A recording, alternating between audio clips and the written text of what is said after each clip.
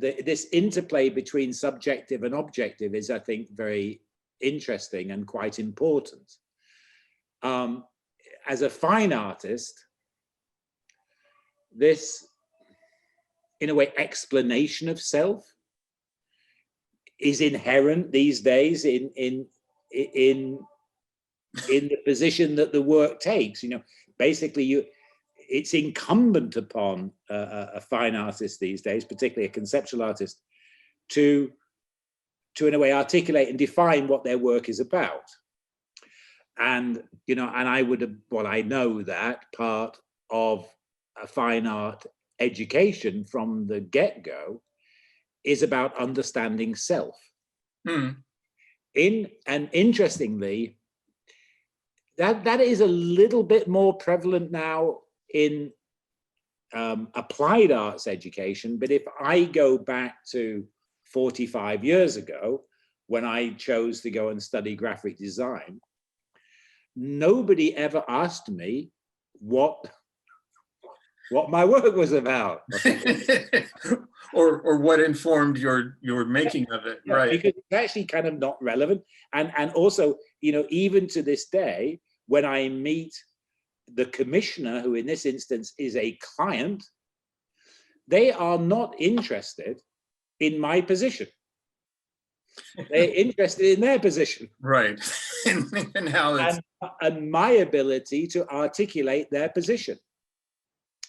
So in the sphere of communications design, the explanation of the subjective does not come into it at all. So, but it is something that I've had to, in a way, do for myself this last 20 years, partly in trying to understand where I should take my life. Because the early work, and we'll get into this now, the early work, which was the record covers, right, was kind of, I see now on reflection that it was almost entirely subjectively motivated. Particularly because of this exceptional circumstances of Factory Records, which was not a record company. You know, I mean, you know, as soon as I moved to London, you know, a year after graduating, I found myself confronted with more conventional commissions. But at Factory, there were no conventions. There was nobody involved had previous experience. And Factory was never established as a commercial venture. No one ever talked about making money. Right.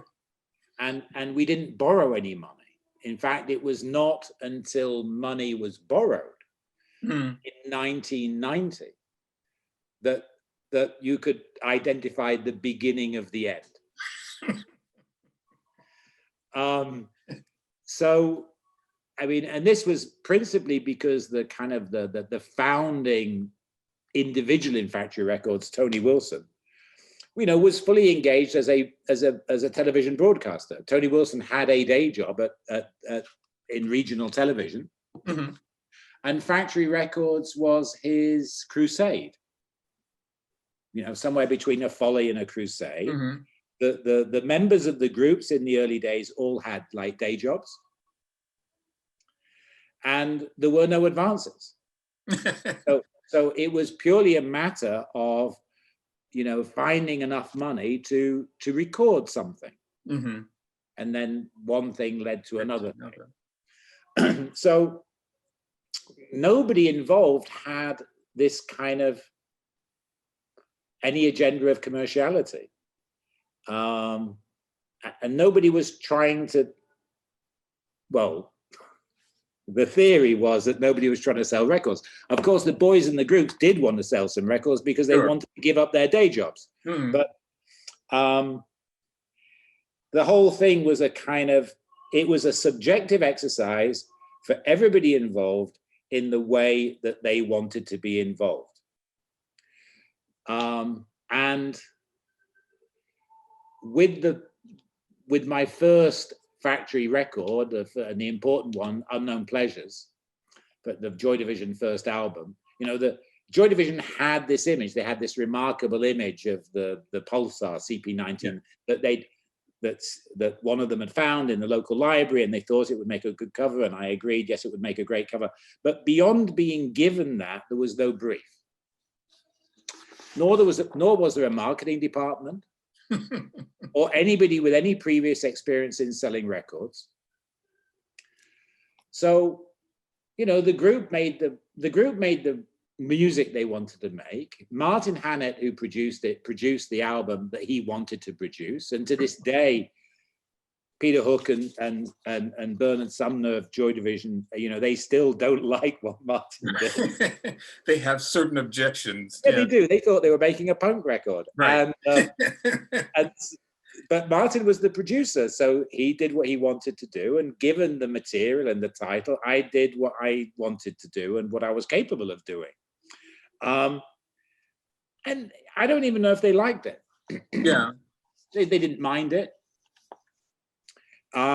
But that wasn't really a stake. And so in some ways, you know, you were kind of free to do exactly what you wanted to do in relationship to these projects. And that's, I think, one of the things that really, really does fascinate me about it. It's like things are left to the viewer, or knowledge is, you know, of the viewer. It's not, everything isn't codified or stated in explicit terms. In fact, far from it. So, yeah. Yeah. And I think, you know, on that first point, that first question you have about content, I mean, you know, by the time I was a teenager, I knew my way around a record cover. And, you know, this is one of the things where I've had a problem in working in other mediums. Because, you know, I haven't painted, you know, I've done a bit of print, but that's it. I realized, you know, a few years ago that I don't know another medium now in the same way that I knew a record cover. You know, I mean, you know, we can all take an album out of its sleeve with our eyes closed, and we understand the medium of the record cover. You know, any kid by the age of 12 or 13 or 14. And I knew what a record cover was. And also, I saw it as a free-form medium. You know, they're an interesting and unusual example of commerciality that's been usurped. I mean, the early picture discs were actually, you know, I'm sure, a marketing device. You know, because, you know, they were a commercial asset, and in a way, over time, the art of the picture disc got taken back by the artist. Now, this is an inverse of the usual procedure. Yeah. And the sleeve became this sort of free-form art context in its own right. And I was free. I realized that what I was doing, and actually I've never put it this way before, it was just how I saw it yesterday. I was actually composing with content. You know, I mean, there isn't any information to communicate. I mean, what do you actually really need to know about an album? You know, right. I mean, you know, you usually know, you know, anybody who's interested, and we are talking about music that people are interested in. Right. Yeah. I mean, kids know, or grown-ups, they know the title of the album. And that may or may not interest or amuse them or entice them. But nothing matters at all until they play it. Nothing matters. And to a great extent, the lyrics don't matter until they feel an affinity, and then they kind of get interested. So it's such a kind of evident medium that what is there to do with a sleeve other than try to kind of in a way express or suggest a mood within which or through which to hear the music. I mean, that's it. It is an emotional experience. And even the titles, I realized yesterday, I mean, in the context of music, their titling is it's just a form of taxonomy. I realized that the typography was more important, sort of semiotically, than the words themselves. So yeah, okay. You know what I mean? So if we take that first one I did, you know, you got the words Joy Division. Well, you can make all kinds of mistakes with that word, that name. And you can go some terrible places with Unknown Pleasures. So that the typographic choice, which I think was Univer for that, it had a certain, it was like a palimpsest, to some extent a blank canvas. There was a neutrality to that type. So therefore,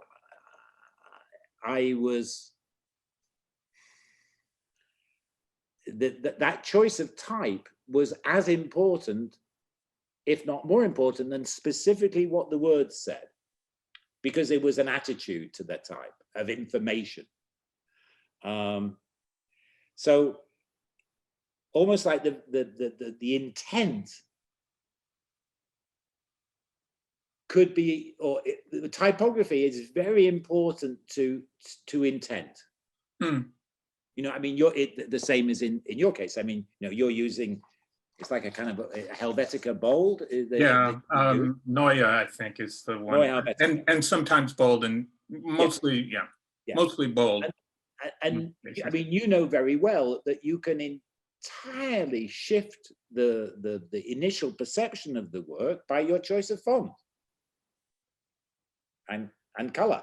Yeah, and because I'm not a designer by training, I try to keep it simple and, you know, try to use things that people may already be familiar with from other contexts, and you know, let maybe the ideas kind of diffuse from there. And also, to some extent, it's a system font, because I think I've seen some Tony Coates Times Roman. Yes, you have. Again, it's a system font, so it's kind of like you're saying, don't look at the type. Yeah, don't look at the type. Exactly. Yeah. So, and Tony, I mean, 45 years ago when I was at art school, I mean, actually there was nothing more boring than typography. You know, it was boring. But then as soon as I began to look in the kind of the canon of graphic history, whilst I was at college, courtesy of my closest friend, Malcolm Garrett, who showed me some books, which were not on our curriculum. I'm just curious. Yeah, the canon wasn't. The sort of what had happened was that in the 60s, the sort of the New York school of visual communication had become predominant. So the visual idea, the kind of Milton Glaser, the idea, the smile in the mind kind of thing. So, which was all about, in a way, communicating through, you know, usually through wit, through codes of wit. And I at the time, I really hated that work. You know, as a teenager in the 70s, it was so really devoid of any kind of stylistic connotations. And you know, my generation of teenagers, we were communicating through style, you know, quite, you know, through the whether we had a tie or not, through a haircut, through the width of your trousers. We had particularly the British kids had all of these kind of codes, visual codes of communication, and I didn't see that reflected in so much in graphic design, and when I started to look at the canon, I saw how significant type was as a kind of semiotic quotient in the feeling, in the reading of the work. And even the word semiotic was not a word that I was introduced to until I started to read some books in the 80s, you know. So, so type, you know, I realized very quickly that type was almost the first essential styling element of graphic design. It was like the hair in a fashion shoot. You know, I mean, you can set the tone completely with the hair, regardless of the clothes. The hair will say a lot. And I sort of realized that actually that was the case with typography, that you could zone in to any kind of aesthetic or period or attitude or mood through the type. So from not appreciating it at all at like the age of 20, by the time I was 22, my bedside reading at night were those type. A, B, C, D, E, F, G, A, B, C, D, E, F, G, you know, of type manuals. And I would, you know, I got as many as I could, old ones, and realized how important it was. I mean, now, unfortunately, you know, it's tedious. The discourse around typography is just, I find, tedious.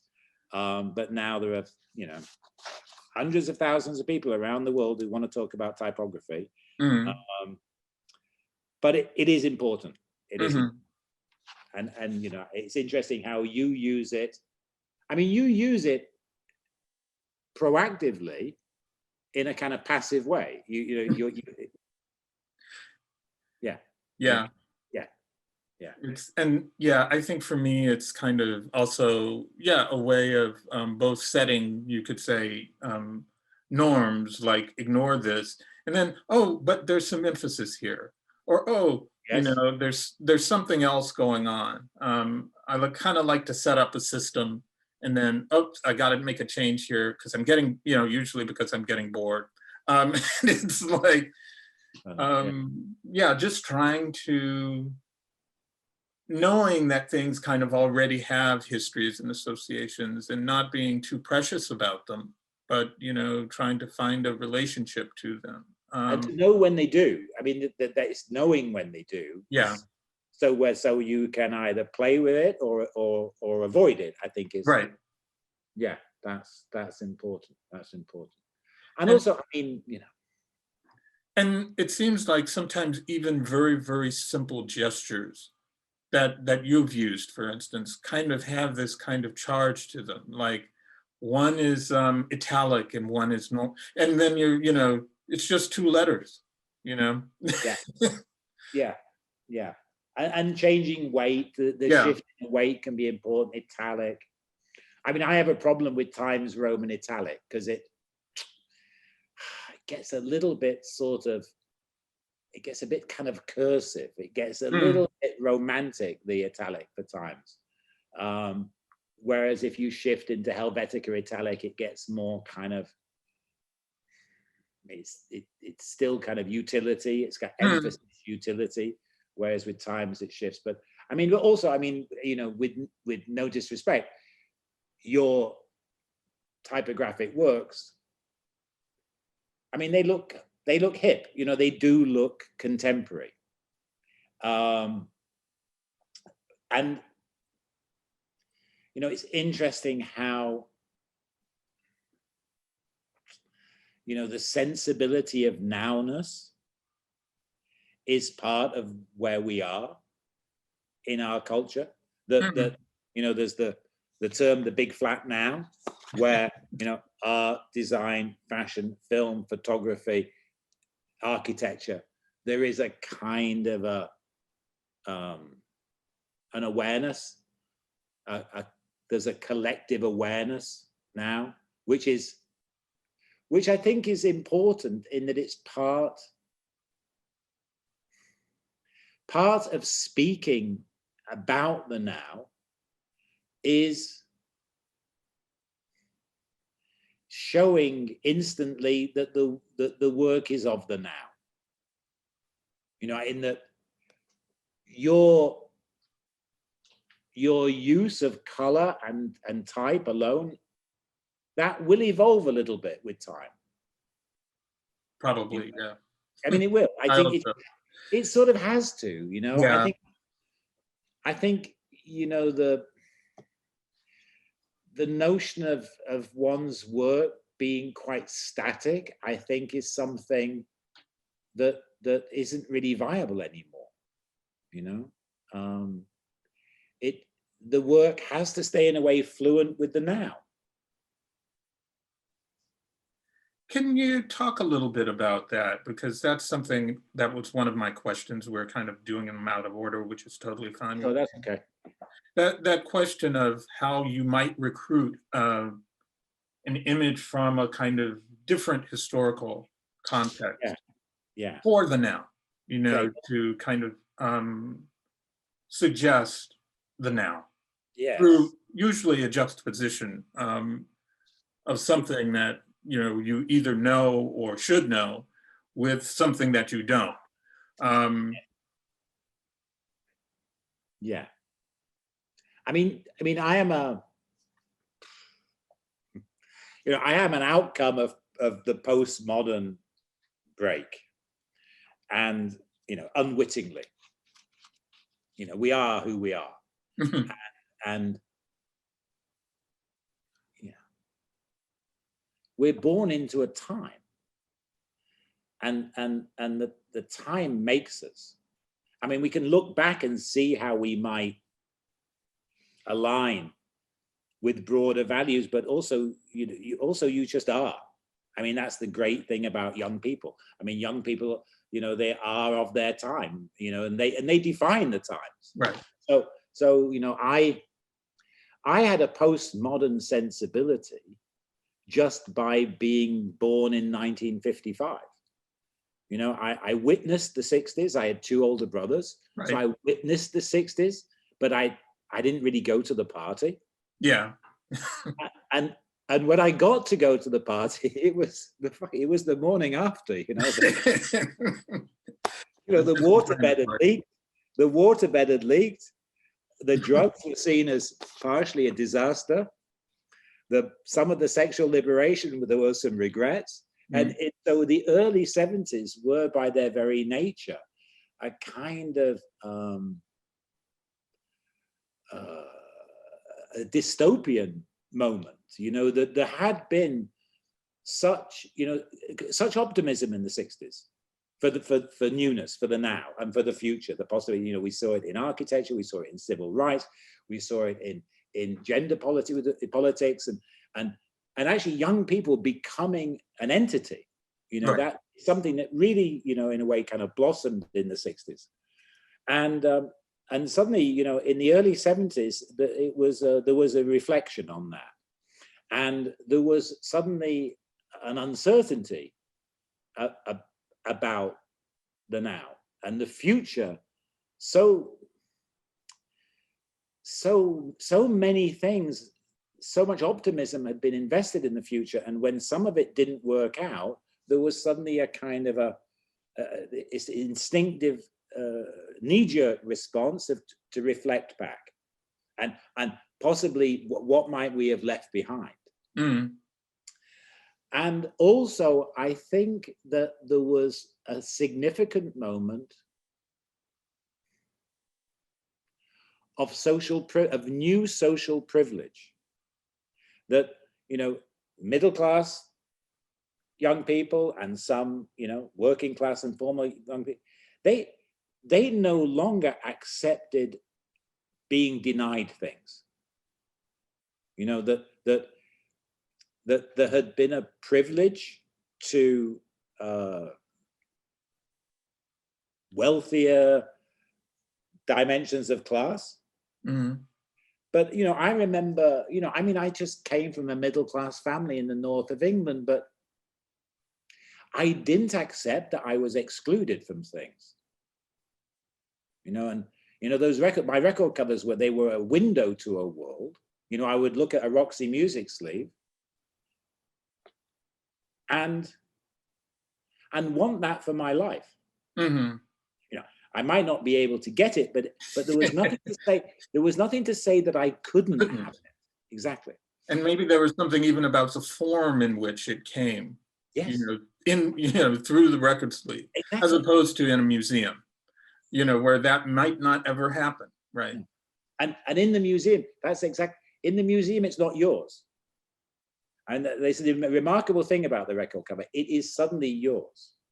So it's a kind of, the window is also a doorway. Whereas in the museum, it's always a window. You know, you look through the window. But with the record cover, yes, it makes that, it bridges, it begins to build that bridge into your own life. And so in a way, the richer dimensions of certainly of art history, I didn't feel excluded from that. They seemed relevant. They seemed relevant. And there was doubt about nowness. And so some of, in a way, the wealth of history seemed relevant to my reality. And why should, you know, and why shouldn't it be? Why should it not be? Exactly. Why should it not be?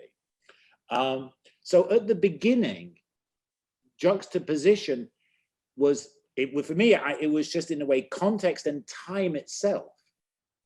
So if I made, you know, like with the Joy Division album Closer, if I made some, if I alluded to a 19th or 18th century condition, in fact, with the typography, I alluded to almost a second century BC. Yes.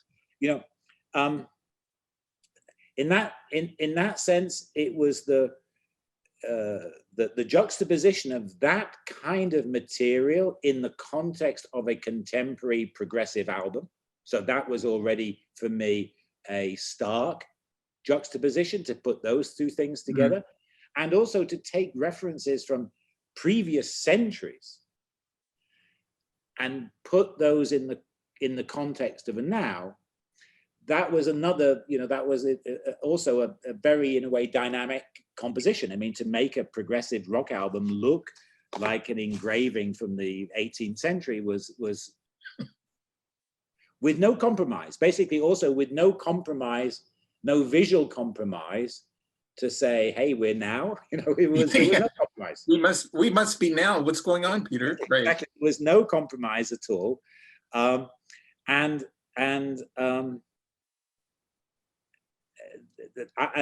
that worked for me at that time, because I was seeing things that I hadn't seen before. I was learning, you know, one's education starts the day you want to learn.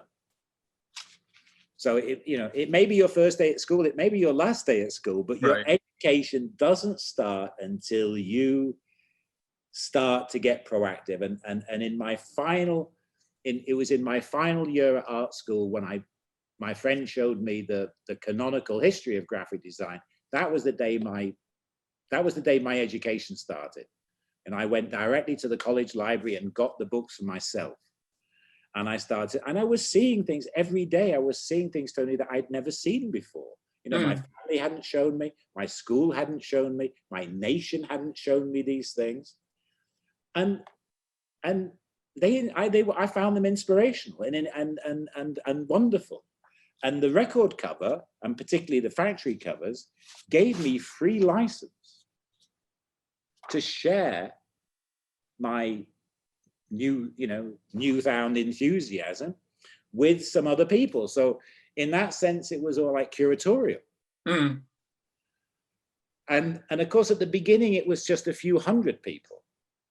But then, you know, the history of Joy Division, and then some of the steps that New Order went through, the audience became a lot of people. And I tried not to think about that too much.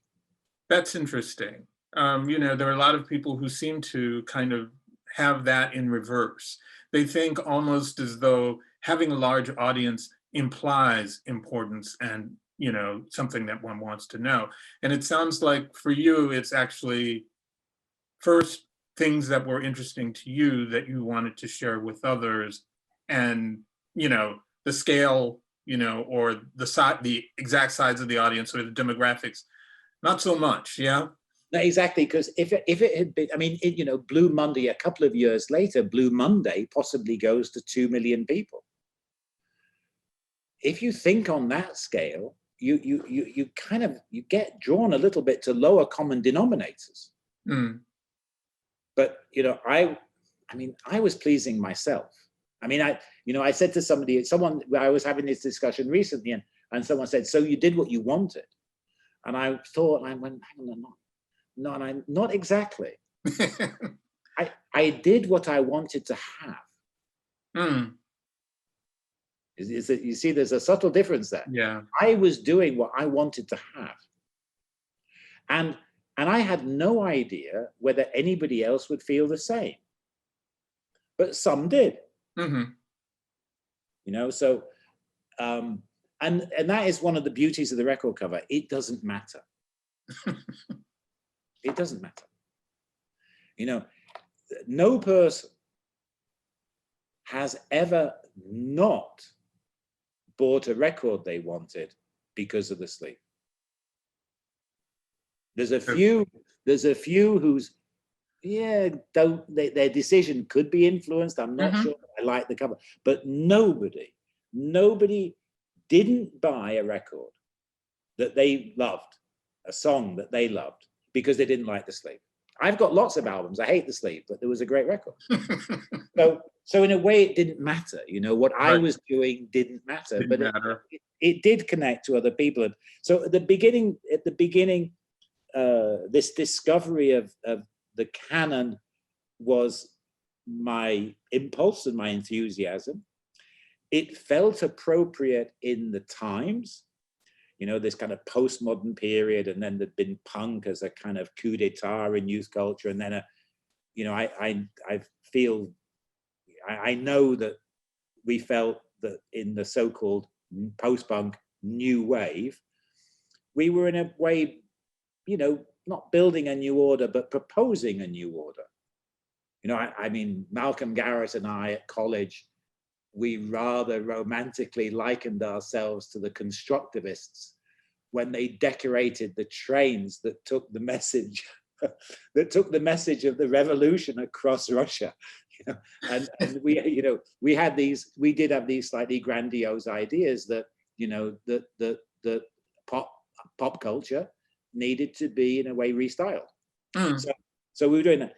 And then round about the mid 80s, round about 1985, 86, 85 really, I had like my own year zero. And it pivoted around one particular cover, which was New Order's Low Life. And there was nothing from before that felt right to me at that moment. A kind of a conceptual nuance. I just didn't care. And I remember a very difficult meeting because there were no deadlines, so I was always a problem. You know, the record finished, but Peter's late. Okay. There was this crisis meeting with Tony Wilson, who, you know, who ran Factory. There was Tony and Rob Greta, who managed New Order. And they said, Peter, what's the problem? And I said, Tony, I can't do it. I said, there's only one thing that I believe in now for this. What is it? I said, it's a picture of them. And it was like hush around. Yeah, I can believe that. Because they never wanted that. They never wanted it. I mean, you know a bit about them. They didn't want to be pop stars. They didn't want any of that stuff. So it was kind of almost sort of, you know, sacrilegious, this idea. And I just said, it's like the only thing that I could believe in right now is them. The reality of them. Anyway, it came to pass. That's what we did. But I realized it's also filtered through almost a kind of constructivist lens. They're not like, you know, straight up headshots or something in a different, you know, degree zero. It's well. Exactly, you know, Tony, I am of a generation. I mean, and there may be subsequent generations. We do deal in reference. We deal in like.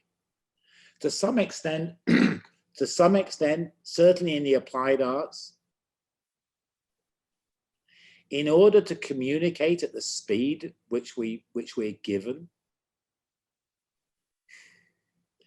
people do need familiar codes. I mean, if you actually do something genuinely new, it takes a long time. Yeah, to get a reading even, yeah, because people don't know what is it. You know, they look at it and say, what is this? This is very interesting, but, you know, what is it? What is it? Now, you know, in the context of, even in the context of art, we see this problem in that so much of the art of the last 25 or 30 years uses existing codes and gets itself positioned as hip very quickly. There's other work which pursues an entirely unknown path. And for that artist, they may be 30, 40, 50, 60, 70 before anybody even looks back and says, hey, that was actually quite good what you were doing there. Or there was something visionary in the work. So of course, in the applied arts, where you don't have years to wait, we do use codes. We use existing codes and we just remix them. So, and some of my generation don't know anything other than that. You know, always I say to people, like, what is it? And they say, it's like this, but with that. It's this with that, you know, it's like. And so, of course, when I attempted to do the new, I found myself basically back where I'd started in the mid-60s. I mean, that photography is very like David Bailey's early work. It's like, you know, these portraits of people and then some sans serif type that was actually modernist, but in truth, it was, you know, in my mind, it was kind of Helvetica, even though it actually wasn't Helvetica. I'm not sure if I knew the difference at the time. And that was, and after that point, so that was my year zero. And then from that, I began to think a little bit more, in a way, creatively, a little bit, if I can use the word, newly. And then I began to try to think and in a way, the core material became then more hybridized. So instead of just juxtaposed, it became to, in a way, I began to hybridize things, and in a way to evoke rather than quote. So from 86 onwards, so after Low Life, I'm still referencing or evoking the past. So Brotherhood, I mean, after year zero, I turned to Yves Klein. Okay. I had this term, essentialism, at my own little term. And my guiding light in that was Klein. You know, and Klein had been mentioned to me in a liberal art studies course at art college, you know, 10 years earlier, right, straight by me. but in 85, 86, where I was just trying to seek this sense of reality in materiality. Klein with just blue. Or with just gold leaf sprinkled into the River Seine, or with the wind and the rain. I was obsessed with Klein for several years, and my Brotherhood covers, where I had these sheets of metal, right, they were my like pathway through Klein.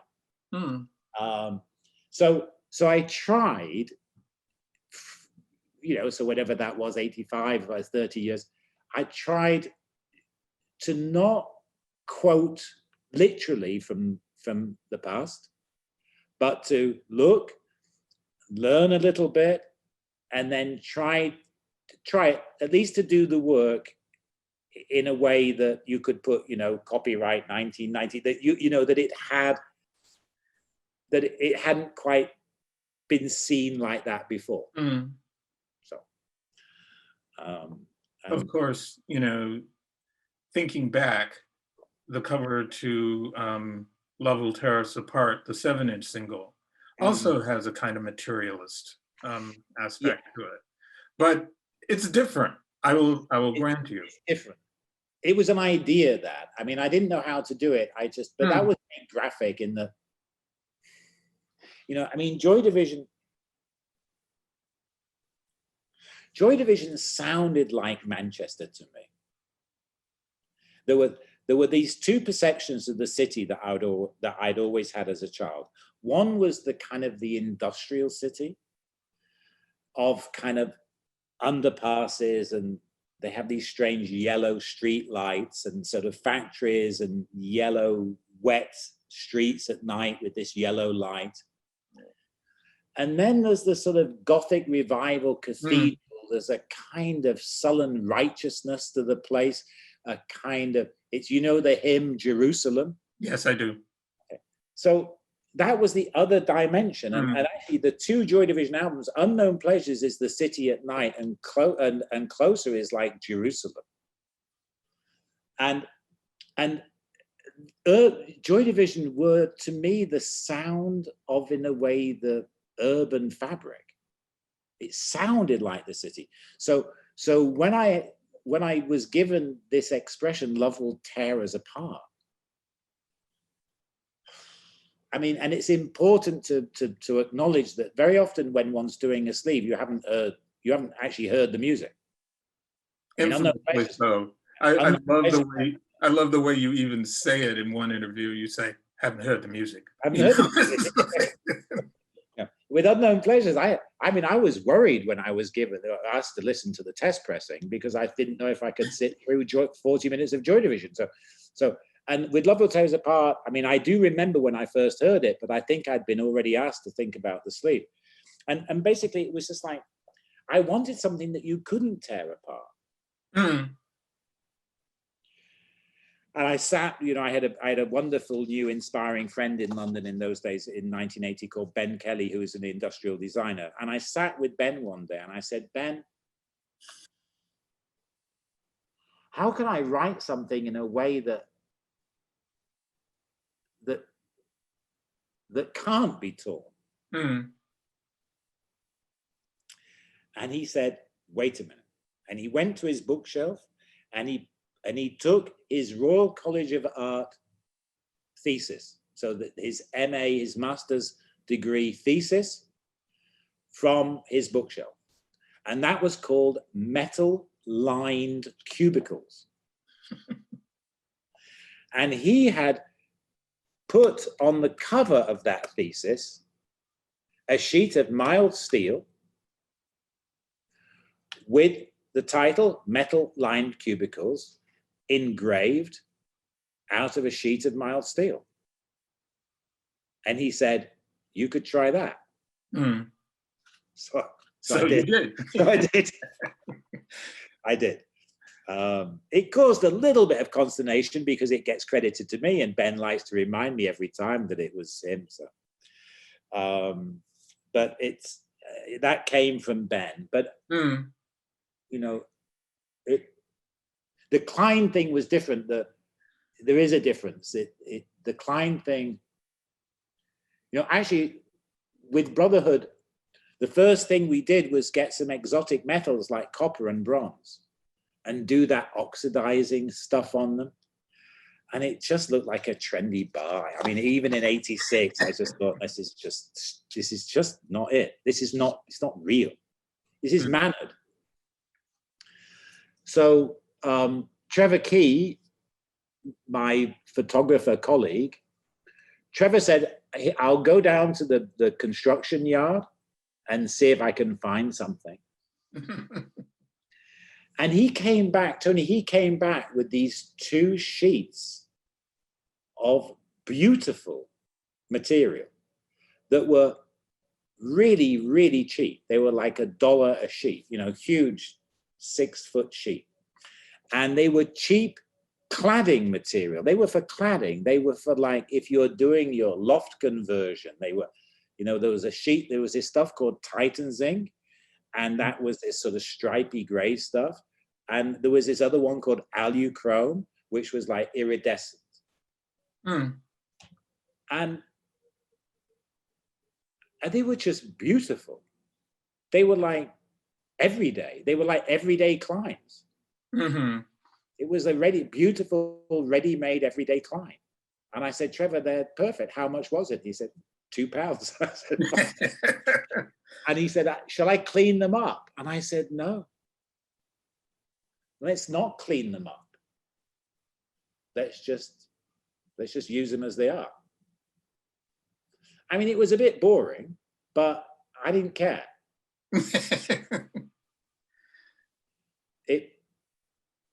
It's what I wanted to do. It's what I felt. Right. I think you would probably lose some aspect of the material if you cleaned it up. You know, it's kind of like the opposite of patina.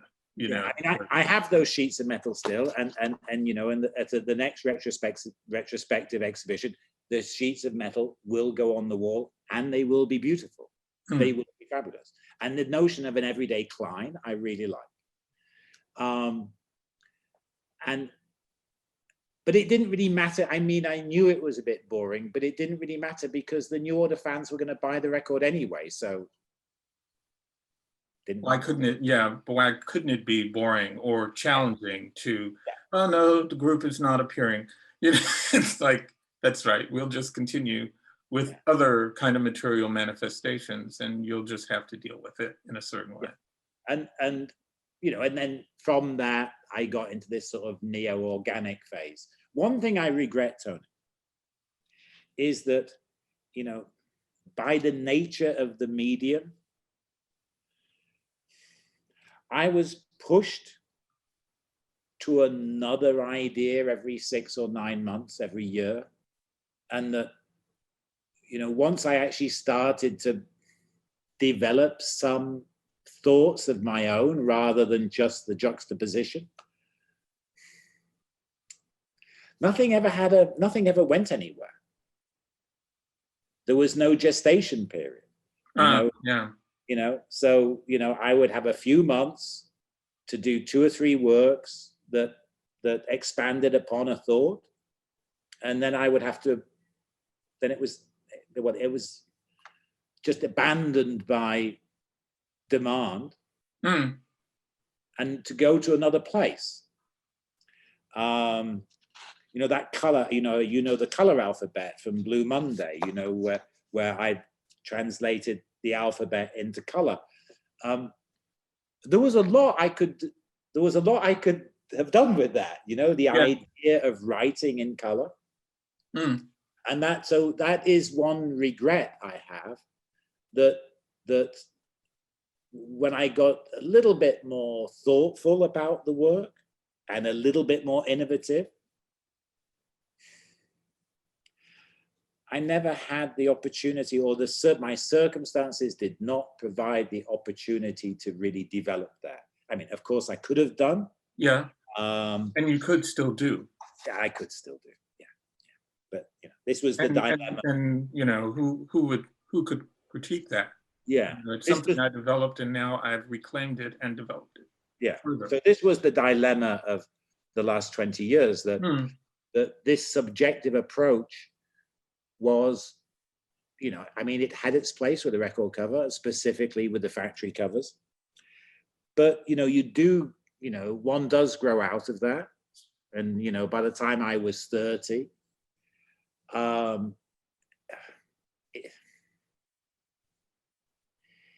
there was not any sense of maturity.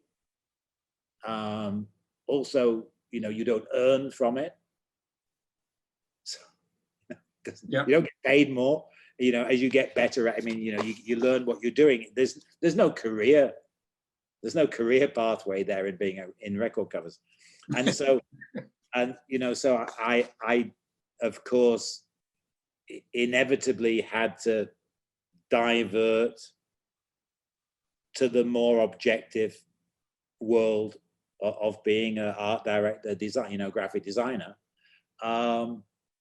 which, as we said at the beginning, is not really about self. I mean, so it was a struggle all the way through the 90s. I didn't really know what to do with myself, because I didn't really want to do work for other people. You know, every so often something would come up that I could identify with, and then it was great. You know, so sometimes some fashion things, like I worked with Yoji in the 90s, and he gave me great freedom, and so that was good, and it was I felt very proud to have that freedom from Yoji. And you know, artist friends would ask me to do a catalog and things like that, but you know, as you know, there's no great budget in art. No great budget, yeah. So, you know, and I did the Whitechapel identity for Nick Sirota in the mid-80s, but again, doing institutional cultural work, it's not going to buy you an apartment. Right. So it was kind of very difficult for me in the 90s, though. So I was like between, you know, 30 and 40, whatever it was. I was, you know, in my 30s and into my 40s. And it was kind of like in 2000, so when was that? I would be 45. You know, at that point, I didn't give up, but I stopped trying. I realized that the professional was not, you know, I didn't feel it. So it was like in 2000 that I actually, as I said at the beginning, I had to start to talk to myself about what my work had been about. You know, that I said at the beginning, and about having a position. You know, nobody had ever asked me what my position was. Around about 2000, I asked myself, you know, so what, you know, what were you doing, Peter? And so just in order to maybe give me some idea about what to do next. Yeah. So to some extent, that is an ongoing question. That's why I actually did. Well, this will segue as neatly into the first really kind of interesting thing that came up during that like questioning period. Well, you know, I got a gallery to do some editions and made all the mistakes that one makes if you don't know what you're doing. But that's, mistakes are a learning curve. But the Manchester thing came up, the city thing came up. And I mean, never in my life had I imagined that such a situation like that could occur. Could you talk a little bit about how it did occur? Because that's something that's like, how did that happen exactly? It happened because a very perceptive woman called Susan Hunt, she had been seconded to the city of Manchester in 2000 when the city hosted the Commonwealth Games, you know, this sort of like alternative Olympics. Yeah, sports. Yeah. And Susan represented a sports management company who advised cities when they had this kind of new experience to deal with. So, you know, whether you're Manchester or Baltimore, you are suddenly hosting this big global event, and Visa want to be your partner, or Coca-Cola. Right. How do you do that? See, that is usually a very new and steep learning curve for a city council. You know, they don't do that kind of thing. Right. So Susan comes from a company that helps cities manage those new partnerships. And while she was doing that work, she introduced the chief executive of the city, equivalent like the mayor. She introduced him to the thinking of place as brand. So about 25 years ago, understanding place as brand became some of the kind of smart thinking in government. So, you know, New York City is a brand. It's a very powerful brand. Now, city councils never have enough money. They never have enough money. But if they have a powerful brand, they can leverage the brand to get commercial support, private sector support. So there's, almost every corporation in the world wants to be the partner of New York City. It's a remarkable marriage of convenience. It can say a lot about your brand if you're the partner of New York City. So, and in fact, for a period of time, the Apple drink Snapple was the commercial partner of New York City. Okay. Which you have to say raises the perception of Snapple, if you know what I mean. Yes, you would imagine it might be Coca-Cola or Apple. Right. But they don't need it. Yeah. It's like a perfect marriage. Two equal partners. New York City, I'm a big deal. Apple Computers, we're a big deal. Right. But if you take Snapple, which doesn't have such a great perception, but it does have access to money, you can have an old-fashioned marriage of convenience. So the city council wanted to know what the Manchester brand was and how that brand might be optimized. So that led to a process that led to Peter Saville, very unexpectedly, being asked to be the brand director for the city of Manchester. That was weird. But and I mean, it was really weird. And she didn't know me, so none of this was done on history. None of it was done on favoritism. She just did her research, and there were 8. It came. She had a big list, a long list. It came to a short list of 8 people. The short list came down to 2, and it was between myself and one of the UK's most famous brand designers, an older person. Mm. And then Susan Hunt interviewed us both, and she spent a day with us in London, and she concluded that the other guy knew what he was doing but wanted the work, and Peter Saville didn't want the work, but he cared. Yeah. Okay. He cared. And because I was very rude at my interview, I had left Manchester in '79, and I had to sit there and say, well, I have seen a lot going on, but I'm not very impressed. So I polarized the interview panel. I see. But Susan realized that my critical position was actually because I cared. I mean, I didn't live there, but it's my home city, so I cared. Anyway, so that was how it started. And Susan asked me to define a brand for Manchester, define Manchester. And Tony, it was it was like civic duty. I mean, where did you grow up? I grew up in Richmond, Virginia. Okay, so if the city of Richmond call upon you, Tony Coates, to do something for the city, you're going to do it. Yeah, I'd do it, but yes, with some questions and objections and things that would probably be polarizing. Yeah, or to focus upon those things that you care about in Richmond. Right. Yeah, and also, I mean, I do have a lot to thank Manchester for.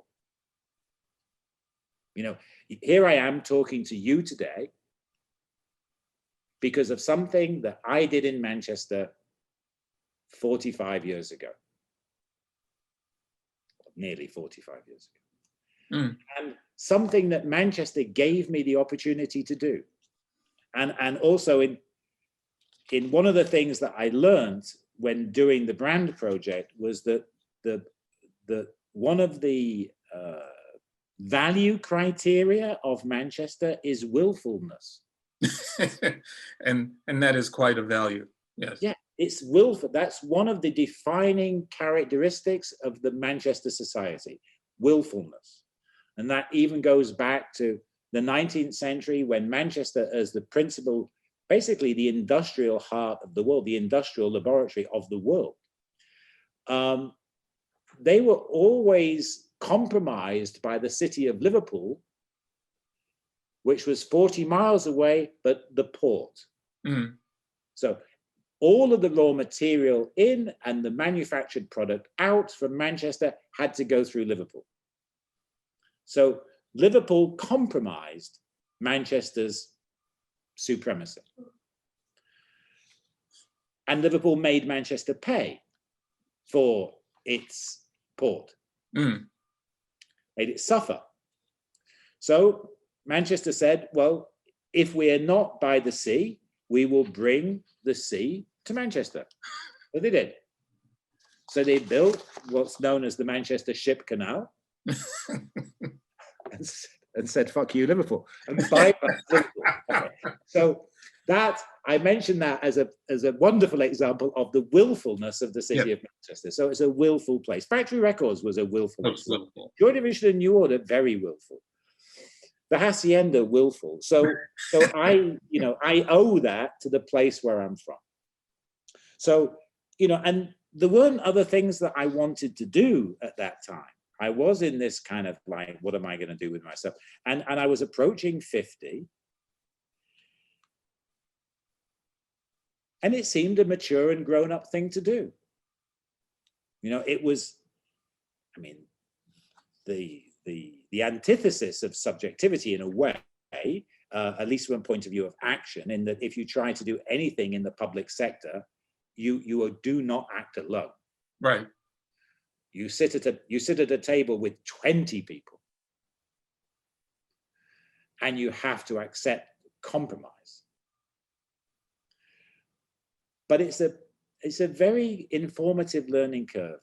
I sat with some people in a process. Susan Hunt organized a 3-month period of familiarization. And she got me meetings with people who I didn't know, Tony. Right. They were the citizens. And they were types of people that I thought I knew, but I didn't know them. And I didn't know their lives. And I remember one elderly Black lady. I sat there talking about history.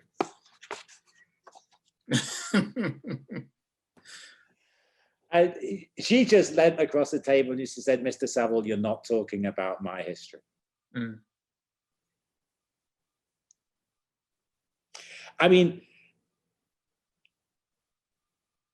I felt embarrassed, I felt stupid in that moment. But I've never forgot it. Yeah. And I thanked her. I thanked her for that. It doesn't really matter whether you're 25 or 45 or 55 or 60, you carry on learning. And the one thing that I do value from the public, in a way, the being a designer instead of being an artist, I have learned things. It does take you places where you didn't think you would go, and you learn things when you go to those places. So I learned a lot doing the Manchester thing. In the end, it was subjective in that I had to say to myself, what do I want my home city to be? But how can that relate on the broader scale of 1 million people and the other 7 million who live around the city? And I saw very quickly that the city itself, and its kind of, post-industrial, former industrial, the city itself needed a way to understand its role in the 21st century. It had a very significant raison d'etre in the 18th and 19th as, the first city of industry. But, what do you do afterwards? And, this is a condition confronting cities all across the West, and so analogies with Chicago, Detroit in particular would come up all of the time. And of course, these are things that we all have opinions about. We sit around dinner tables expressing these opinions, don't we? All, all opinions. So it's kind of interesting when someone says, okay, well, let's shape up your opinions into something meaningful. So, it really was like watching grass grow. You mean as a process? Compared to music and fashion and things like that. But I would get on the train in Manchester at 6 p.m. and come back to London. And, you know, I didn't ever regret it. I mean, grass does grow. Okay. So, I mean, you know, it might be slow, but it does grow. And it kind of felt appropriate, you know, and I was being phoned by the Financial Times rather than Vogue about what I was doing or whatever. And, you know, that was okay at the age of 50. And I would sit and watch the, you know, current affairs news or TV programs, and the issues, the socioeconomic and the socio-cultural issues of, you know, the day were pertinent to the situation of the city. You know, Manchester is the second city of the UK, arguably seeing that London separated itself off as an independent city state. We could almost see Manchester as the capital of the rest of the UK. So, you know, and I came up with this notion of the original modern city. You know, every intelligent conversation I had about Manchester was first industrial city, and eventually I kind of converted this provenance into being able to say that Manchester actually was the original modern city. All of the conditions and problems of the modern city, habitation, sanitation, all of these things all had to be confronted by late 18th century, early 19th century Manchester. You know, suddenly hundreds of thousands of people were flocking to this place of industry, new thing, industry. The first factories in the world were in Manchester, and all of these people were coming from the you know, arable world, and they were dying. There was no sanitation, there was no housing. And so Manchester had to address all of these issues. And so in a way, the epicenter of, in a way, Victorian Britain was Manchester. So in that sense, it was, in a way, the prototypal modern city. So this I articulated into being the original modern city. And in a way, in doing that, converted first industrial, a historic claim, really in the museum, to something more of a continuum, in that, you know, I made it as a challenge to the city council. I said, this city can be original and modern in the 21st century as it was in the 19th. I said, it's not, but it can be. And that is its birthright, and that is its obligation. And if it is not that, it will fade into history and lose its significance. And I said, whether it's with healthcare, education, culture, architecture, transport, sport, I said, it doesn't matter through what medium we apply this criteria. Manchester's job is to be original and modern in the way it does things. And, you know, and in some sectors, and there were one or two organizations that were epitomizing it, the sports clubs, the football teams, the soccer teams, they were being it. And they were, in a way, an exemplar. And with other people didn't really get it. But with the Manchester International Festival, my friend Alex Poots, who is now running the Shed, yes. Alex took original modern as the ethos for the festival, which created a profoundly original and modern festival from a provincial city in the UK. So, and you know, when I'm asked now, what was there to show for that period of work? I say, well, the first and foremost, the festival. Right. And now the £100 million art centre called The Factory, which Rem Koolhaas is building, or Ellen Van Loon for Rem, for OMA, which is the legacy of the festival. A new performative art centre in the city. So I think also there's a kernel of that in factory records, you know, in terms of the way it intervened and made, you could say, Manchester International and legible, you know, to me, you know, growing up, kind of running around schools at that time. But yeah, I mean, it made me recognize that the neighborhood that I grew up in, which was a separate section of Richmond called Manchester, you No, know, really? sort of like might have some significance. You That's know, it was interesting. very much an industrial tobacco warehouses and factories, basically, Yeah. and other sort of industrial facilities. In fact, I lived across the street from a trucking company, a pallet making company, that sort of thing. The idea that, yeah. Manchester, that is Manchester generally. That is Yeah, right. Manchester generally. But yeah, and in Virginia, I would imagine there must be two sides of the tracks in Virginia. Oh, yeah. And a kind of omnipresence of bad histories.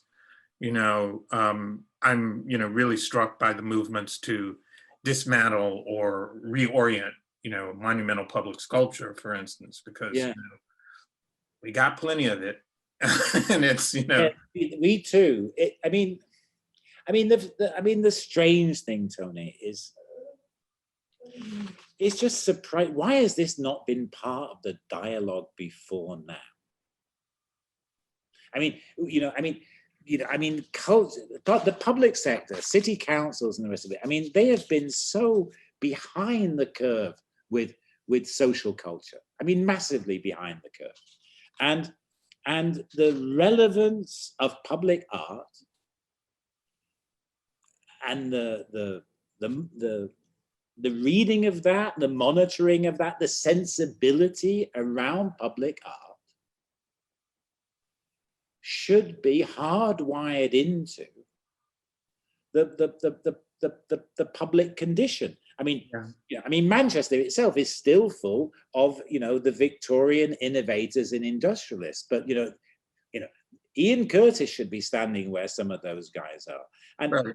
And all of, in a way, the kind of social culture and how we perceive history, it basically has to be under constant review. And there's a lot of things that should have been not necessarily destroyed, but put in a museum alongside, you know, Attila the Hun or whoever, you know, like significant, but not necessarily virtuous. Right.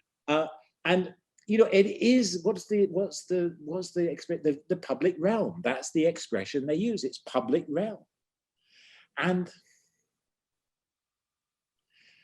the public realm should be about that. It should at least recognize the now.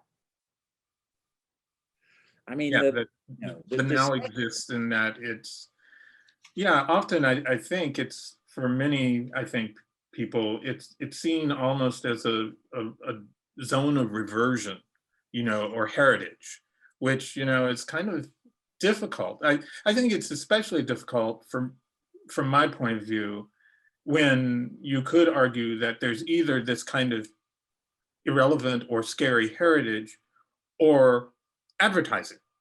And there really is a public sphere. You know, this is it. It's either heritage or selling me something. And it's like, but there are other things going on, you know, here that somehow don't get any, you know, visibility or legibility.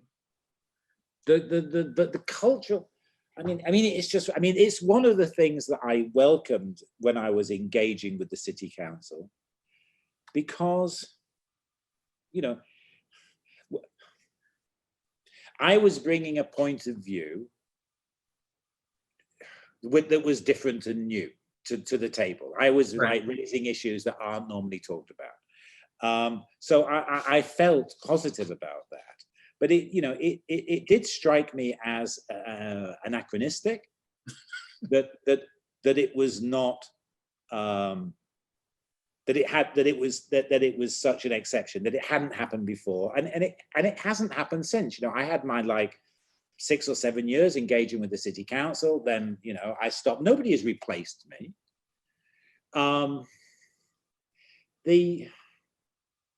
The understanding, I mean, of culture in governance is very poor. It seems to be just tolerated as some kind of concession to the people. Like with sport.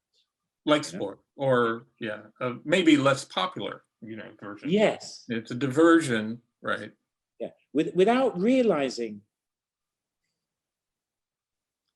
how it's the expression of feeling of the society, and also with regard to art, in a way, the R&D of nowness. I mean, I hear these discussions around the public funding of art, but here in London, Tate Modern, that Nick Sirota pioneered and finally created, Tate Modern, well, whilst it was still open, was, it was an R&D center of ideas for the creative industries. I mean, the only, art, visual art is the one way that people in applied arts get to see free thinking, expression of feeling, new visual metaphors and new visual possibilities.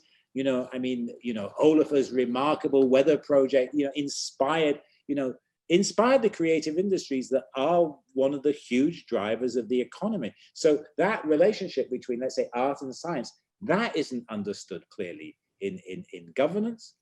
And the expression of emotion and feeling, and basically the things that matter.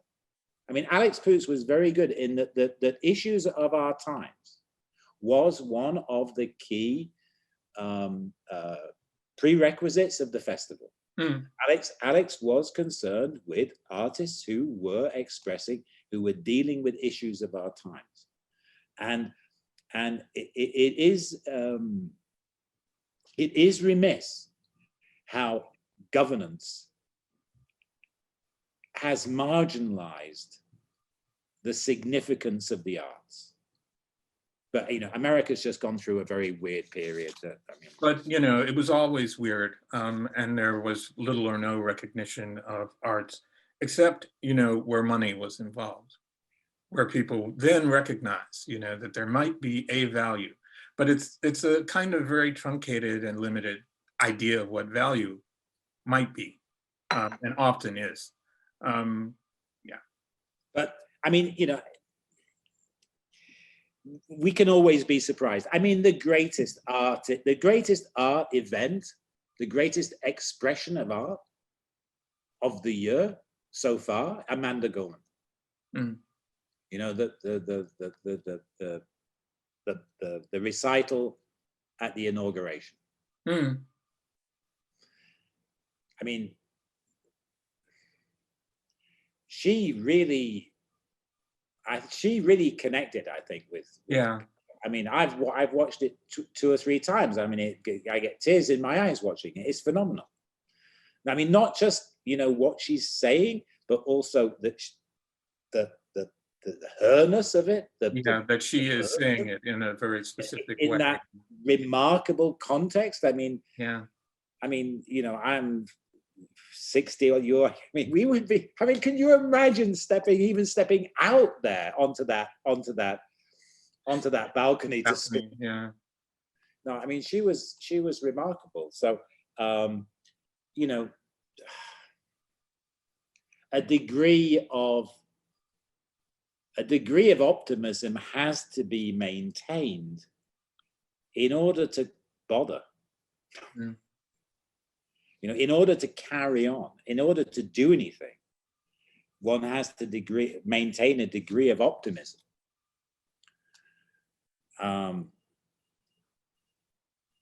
Because we always have to give more.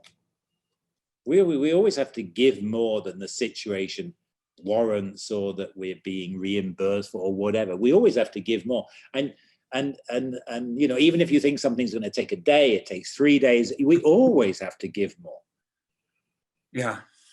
So without a sense of maintaining some sense of optimism that it's worth it,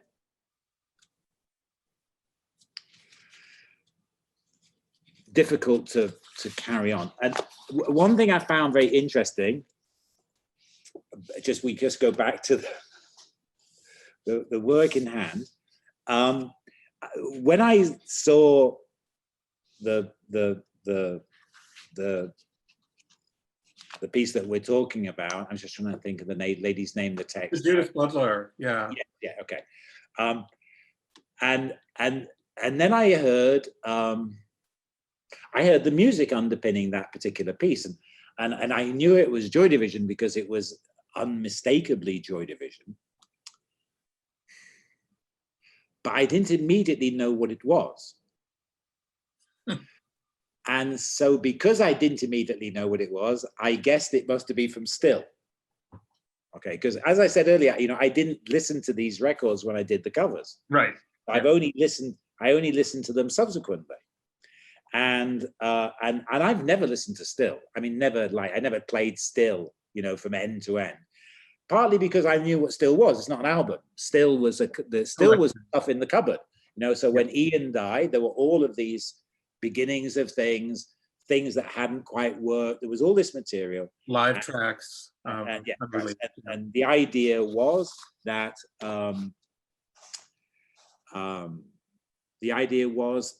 it would be expedient to just release all that material so that it doesn't trickle out for years on end, kind of thing. This was the idea. So I always understood Still as a kind of a compilation of things. Anyway, having learned that you'd chosen the track Exercise 1, I then did a couple of things. I sourced the lyrics for Exercise 1 and understood completely its pertinence to that text, and the beginning and the end, another end of it all kind of feeling. And then I phoned Stephen Morris of Joy Division, and said, Stephen, can you tell me anything about Exercise 1? Thank you. So he explained a little bit, and then he said, Peter, it's funny that, he said, one of the things in our mind when we did Exercise 1 was Carmina Burana, Karloff's Carmina Burana, and the big vocal bit. So I went, listen, we all know that big vocal bit, but but we don't really know what it's about. You just know this incredibly impactful, dramatic, vocal, choral piece. And so he said, yes, we had that in mind. It was like we had our version of Carmina Burana in mind. And I listened to the track again, and I got a little bit sense of the kind of an incremental building and then a dropping back and an incremental building. So it was very, it was a kind of loose illusion. But so I looked a little bit more into that choral section and learned that it was called O Fortuna, and that means O Fate. And reading from the text here, O Fortuna was written in the 13th century as a medieval Latin poem. It literally means O Fate, and it is a complaint about the inescapable power of fate. So, I can see that, perhaps Ian Curtis had read the English translation of that Latin poem, because actually it's quite sympathetic with the lyrics to Exercise 1. And the notion of the inescapable power of fate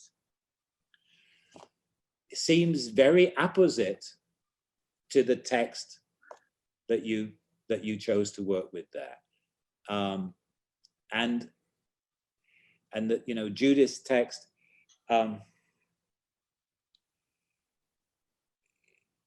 it just made me think that in the 13th century, society was perhaps more familiar with Yeah. these almost cataclysmic events, Cataclysmic plague effects on life. Yeah. Exactly. And that how unpalatable it is to us these days. How, you know, it would never get through research, would it? You know, a pandemic, you know, well, sorry, you know. I don't think so. I We mean, don't like maybe in a horror film. Right. Yeah, I'm sorry, we don't really like that idea. We've done research on it and it's not going to be popular. So we'll rather not have a pandemic. And so I found this really interesting because I thought, well, that I thought Tony can't know. No, I did not. How could he? So it was only because I asked Stephen that I know. So I found this kind of connection between the sort of the medieval fragility of life. You know, we know that life was fragile in those times, and for the ordinary people, it was, you know, a knife edge that they lived on, and that they perhaps would not even expect to see life beyond 35 or 40.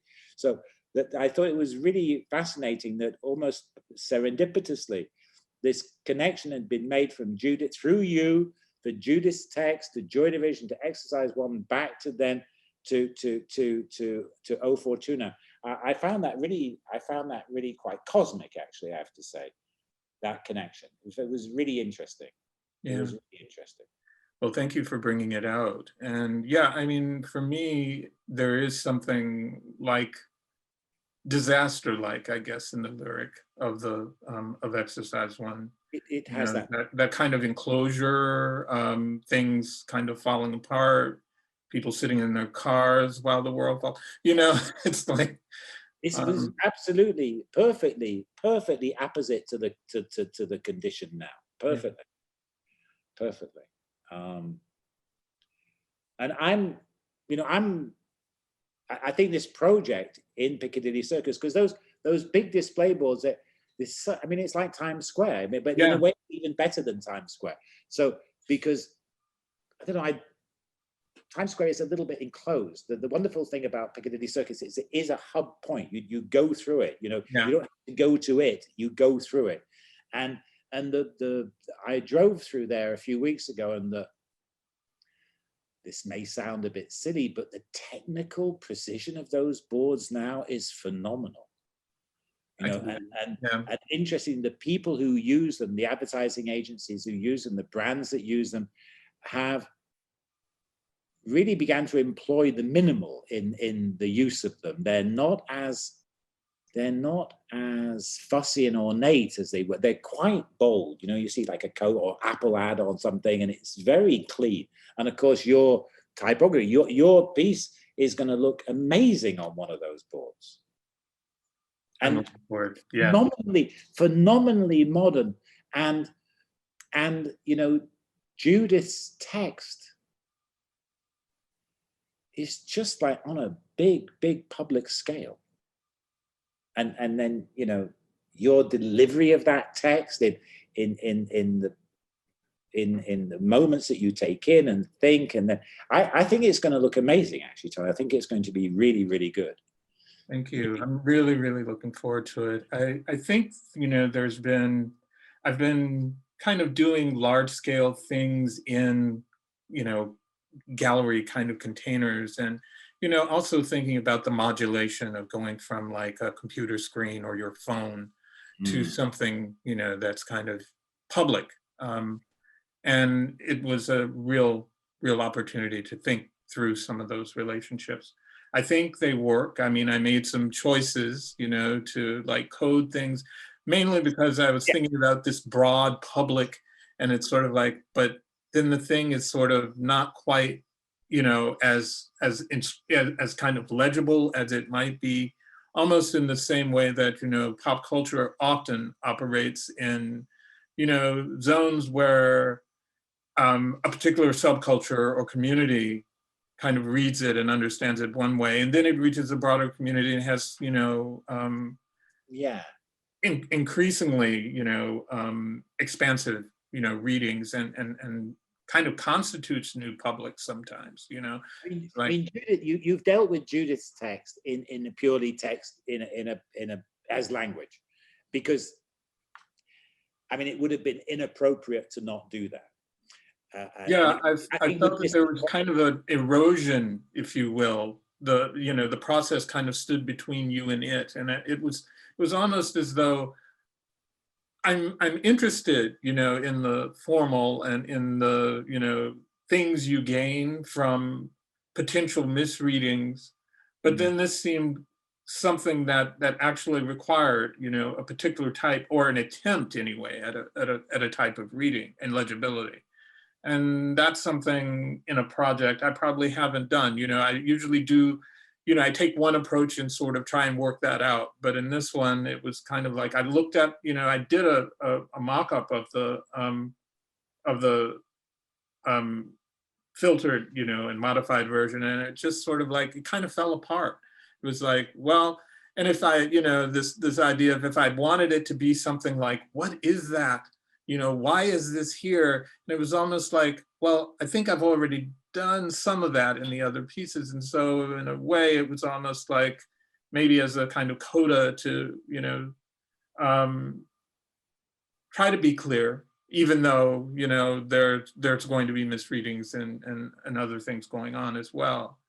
But it is very direct. It makes very direct points. It raises points, and I don't think there's anything to gain from shorthanding those points. They are what they are. I mean, it also asks questions, you know? And the others, the interesting thing with the others is, I mean, if you'll excuse me sort of saying this, but they're a kind of typographic rap.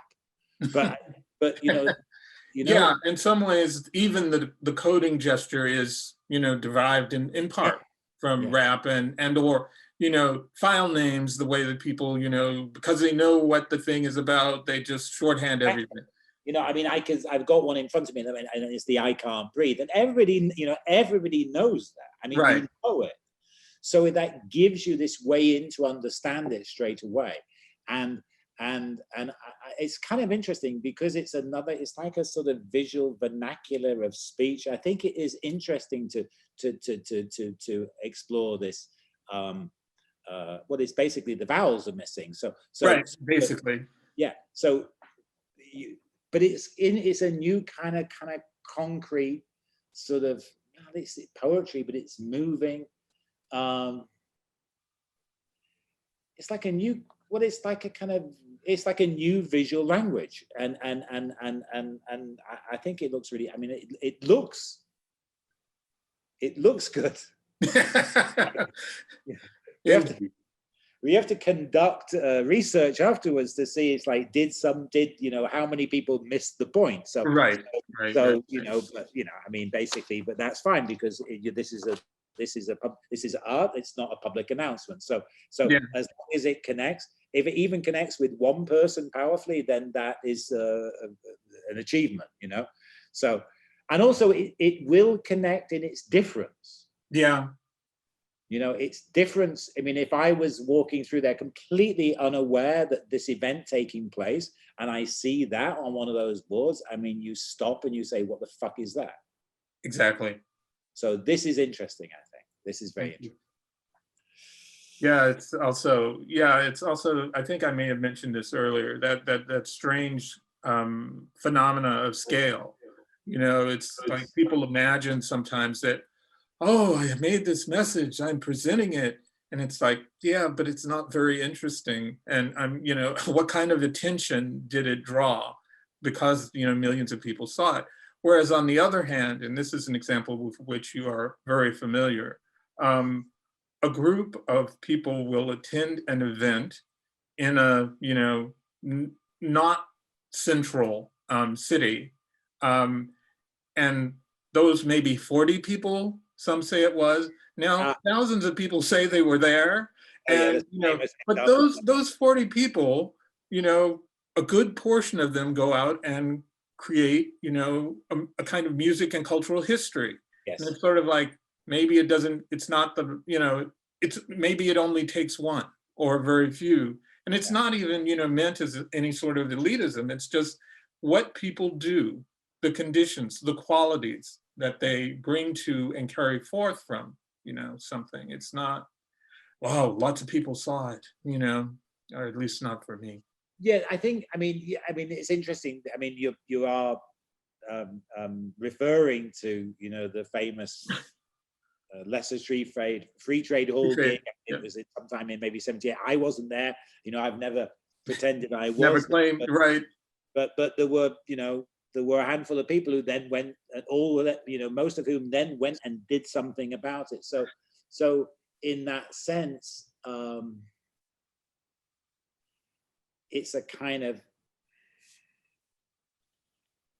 this reaching a broader audience then through empowering some, and that's it. I mean, you're never going to get to all of the people in one. I mean, it will be such a low common denominator if you try to, or aspire to connect, touch everyone. I mean, I'd like to buy the world a Coke. I mean, that's it, really. So but if you can touch, inspire, horrify, annoy, please, whatever, then they pass that on, and there's you can make a difference. I mean, someone was asking me recently, it was there, I mean, of course, I'm in the age now where my friends' children want career advice. And what do you tell them? Because you've kind of mapped out a non-career and a trajectory that was willful, willfulness, yeah. But this was it was interesting, this, Tony, because I had a different point of view. It was somebody who could maybe go into kind of creative fields somewhere or whatever. And I was going to say to him, what do you like? And I decided to say to him, what do you not like? What are you not happy about? Yeah, exactly. Because I kind of looked back and I was interested in visual culture. I was interested in the way things looked around me, but I was really angry about the way things looked around me. And particularly the day I went to the library and saw what could be, and I looked out the window of Manchester and thought, fucking hell. I was in a bad, my kind of, in a way, punk anger was dissatisfaction with the paucity of things, the inadequate quality of things around me, and I was angry about that, and I kind of wanted it to be different, and I actually think that people should address that which they are motivated about, right, and not just necessarily go and do things they like. I mean, just add some more icing to the cake. I think it's more, go and see something that needs doing. Right. Or that has possibilities that don't appear, legible today, for instance, in histories. Exactly. It's like, in fact, that's kind of why I started the series with anger as an energy. I know that there are also certain problems with, Mr. Leiden and his current political positions, and I appreciate those. And maybe it was kind of also to say, there is a kernel that might be useful, even if you, are angered or bothered by what the contemporary, how things have evolved or their contemporary forms. That it's not, love is great. And I do think it's a motivator for many positive things. But yeah, I think, as you guys might say, bloody-mindedness or whatever also is a motivator and a way in which it is. It definitely is. But Tony, I mean, I presume that you're a bit more positive about the next few years than you must have been about the previous few years. Absolutely, yeah. I mean, things are tough, but yeah, it definitely a better, sort of outlook. I can't imagine what 4 more years of that would have been. It's such an anomaly. I mean, one thing that I'm like really pleased about, like, you know, on the hard disk for my television set, you know, there's things I've recorded over the last few months but not got around to watching. Last night, I erased anything about Trump that I hadn't seen. It just didn't matter anymore.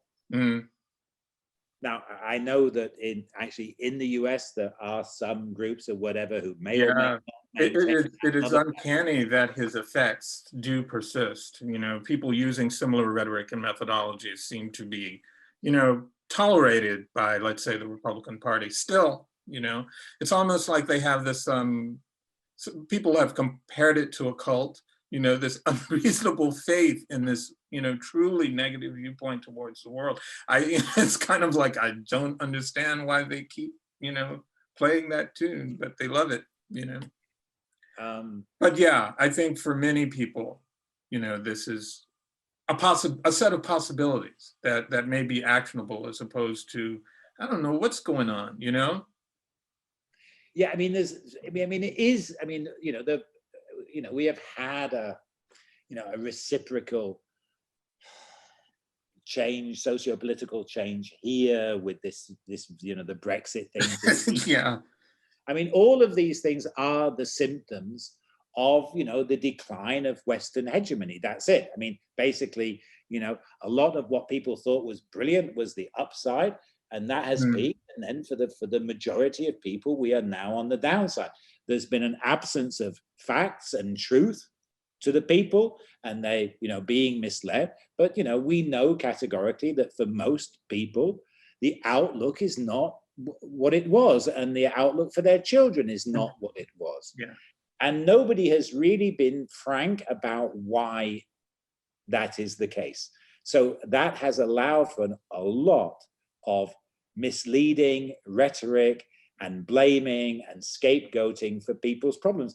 And I mean, it is a situation that there should be some transparency and honesty about. That's the only way to begin to empower people to deal with their now, the reality of their now. You know, the world and their jobs and the economy that is not coming back. It's not coming back. And that it would be much better to try to figure out what's next than let's regroup, rethink, and go build wind turbines or whatever, but let's find the new work that we can do. So you know, and this downside of the kind of global power is you know, is responsible for all of these difficulties and anomalies that people are facing. And you know, electing Mr. Trump was a ridiculous response to it, as was, in my opinion, Britain's choice to leave the EU, another ridiculous response. And we now have to live with the kind of consequences of it. Selfishly, I am glad I'm 65, and I'm relieved that I don't have any children. Yeah. You know, I mean, if I had children, I would be really, you know, I would be, I mean, they're probably okay because children are children, they deal with their reality. But, you know, I would be quite fretful, you know, about, you know, what's ahead for people. And the worst thing is that it's natural instinct to kind of, to tell them that they need to look after themselves. Right.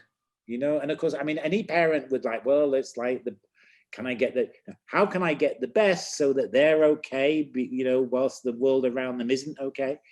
I mean, wow. I mean, yeah, difficult, really.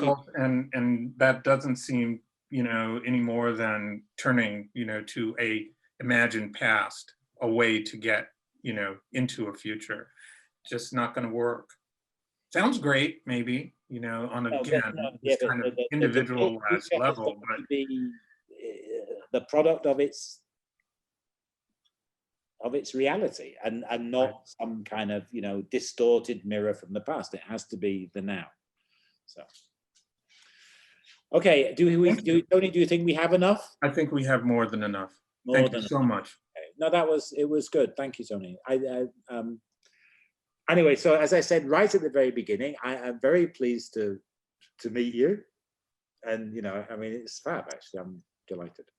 Great. I have a feeling we'll meet again. Well, one day we might be allowed to travel around a bit. And Yes. You might be here or I might be there. Cool. Okay. Look, super best wishes for how this work is received in London. And I'm sure it'll be good. Thank you. Yeah. Okay. All right. Take care. And thanks for your time.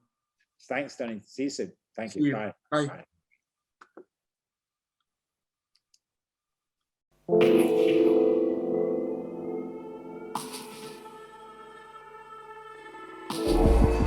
Circa offers a very important platform.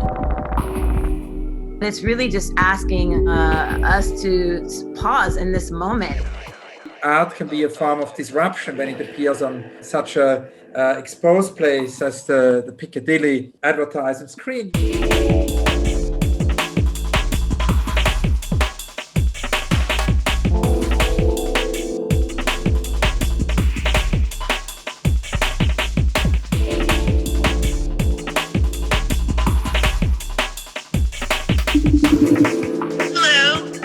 Hi, it's Hans. My wish would really be that we could find it in our mind and hearts to really work as one people.